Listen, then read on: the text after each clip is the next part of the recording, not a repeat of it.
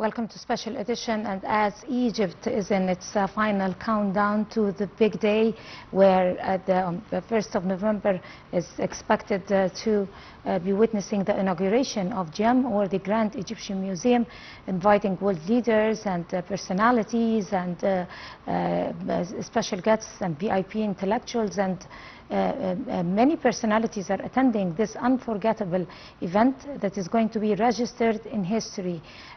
We're very delighted to be giving you an hour or a minute-by-minute coverage of the preparations for the upcoming event that is going to take place on November 1st, this Saturday in the evening. And with us live over the phone is Mr. Elhamy Zayatte, the tourism expert.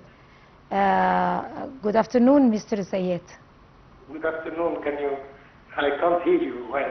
I'll try to raise up my voice. Is that okay with you? That's fine.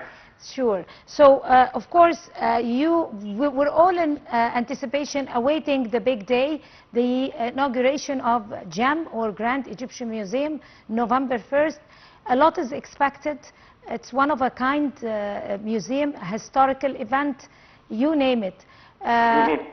Actually, where is that big step, or that very historical step, going to take Egypt in the tourism field, economically, in the world of investment? It's a total change in history. Absolutely. The map. Yes, I can see the change, because if it brings new tourists, and new tourists who are not going to come except because the GEM is here, that's already an added plus, a plus for the existing crowd of tourists, which add to the economy, of course. And I'm sure with the new airport, Sphinx Airport, which is not very far from the new museum, we'll have a new variety of options to offer to the tourists. We can offer short trips of 2 or 3 days to visit the museum, plus the pyramids and Saqqara and Ashu. Or we can offer new, longer trips with this visit, plus Luxor, Aswan, the classical visit, historical, or the same plus Ghana and Sharm el-Sheikh. So it offers a new variety of products that were non-existing in the past. So it's the new museum, which is fantastic, because, as you know, this is the largest museum in the world. Not only the largest for one single civilization, but absolutely the largest.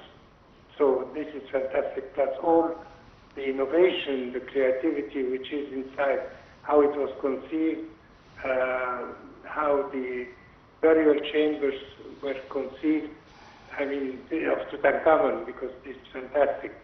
We have to know that 2/3 of the museum is dedicated to Tutankhamun, and 1/3 is dedicated to the other kings and queens and to the other area of the Egyptian history. So I think it will add tremendous amount of visits, potential visits to Egypt, which in turn it will be translated into dollars, sir, because this will increase the value, the income of Egypt in terms of foreign currency. Right. As we are speaking, you kindly mentioned we're going to speak about two main things. The fact that this very precious gem, as they call it, or the Grand Egyptian Museum, is exhibiting a whole set of Tutankhamun's pieces, around 59, I guess, and also it is very close to the pyramids. Yes. There is a corridor that would take you from the back door to the one of the pyramids, and it's only 2 kilometers from the pyramids. So it is quite good that someone who is visiting the pyramids would eventually, certainly going to visit GEM. And the other way around, people who are visiting GEM are going to visit the pyramids. So imagine how many people are frequently visiting the pyramids each day, who are going certainly to the GEM in return also, when they are in the same place. That is one thing. In addition to the diversification of the things that are exhibited in this particular, the gem in general. Let me call it gem. Yeah. And very important is the magic word of Tutankhamun, because although he was not the greatest king, but his name attracts tons of tourists. I mean, people are attracted by the name Tutankhamun, whether it's an exhibition overseas, whether an exhibition in Egypt, it always attracts a lot of people.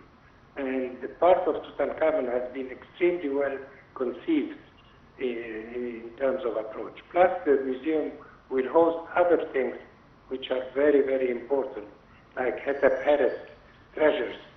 It's the only second tomb that was discovered intact, and it will be exhibited in this museum. And Hetep was the mother of Cheops, so it's just facing the pyramids of Cheops. So there are many things that people will be able to admire, and I don't think it will take only 1 day to visit. It will take more than 1 day if the people really want to visit it. Of course, it's going to take more than 1 day, because it does not only exhibit artifacts or statues or history. It also have halls to be lecturing about civilization and linking civilization with ancient civilization. And it's also tackling, it has the biggest library that is in the Middle East, and also there are halls that are playing documentaries about how to counter the climate change. I mean, and what are the means of for conquering climate change, and what were the causes of climate change. I mean, it's a whole institution of civilization. It does not only talk about history. Yeah. Plus, there are sites, there are areas for people to research. They can sit there and research. So these are additional visitors who will not stay 1 day or 2 days, but maybe a month or 2 or more, because they are going to write papers about this. And all this has a multiplier effect, because the more papers are written about this, the more noise is made about the museum, the more you will have visitors. We're talking also about a museum that was built on the latest techniques of the state of the art. Why? Because according to the directives of President Abdel Fattah al-Sisi, I mean, that idea was taken, the idea of GEM started off back in years back.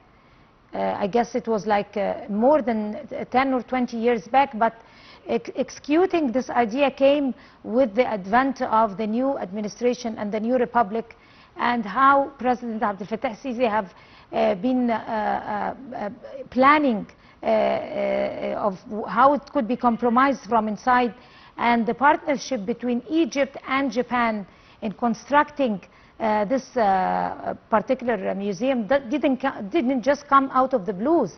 It's because Japan, they are specialized in the latest state-of-the-art museums, and this one is distinguished by its ceilings having all built on the style of the skylight technique, which would allow the sun rays to be inside, which would allow it to become environmental free also.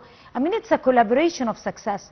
Talk to us about the Egyptian-Japanese partnership and how it is going to link between the two histories.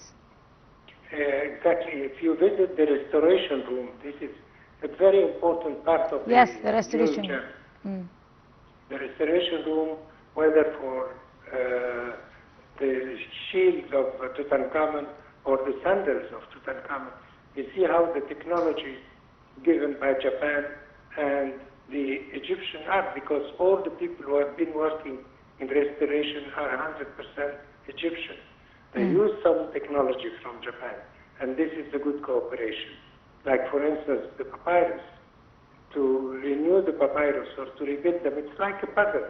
You put it slowly, piece by piece, and this has been done thanks to the papers Japan gave to Egypt, which are, you can roll it, and this is very important to be able to preserve the papyrus as they were, and to be able to unroll it when you want without deteriorating the papyrus itself.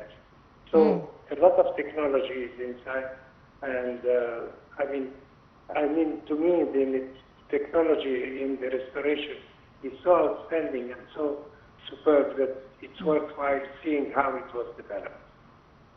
Right. As a tourism expert and someone who's been researching history for years and years, for someone like you, Mr. Zayatte, talking about the statues that was transferred from the Egyptian Museum to there, which was brand new pieces that nobody have ever seen. They were discovered. Talking about Egypt that is floating over history, that is floating over artifacts and floating over monuments. A discovery each day in every place in Egypt, not only in certain places. How is that going to add to Egypt, with a country with the depth of the gravity of this of these treasures? How is GEM going to add and contain these treasures? First of all, as we know, that the number of pieces exhibited for Tutankhamun exceeds 5,600 pieces. At the old museum, we had only 100 and something, 1,500 pieces. So you have the whole collection of what was discovered in Tutankhamun tomb. So this by itself is very, very interesting, and the name of that.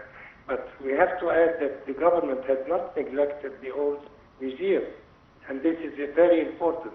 Now it's being completely redressed, refurbished, the old museum, because still it will attract a lot of people.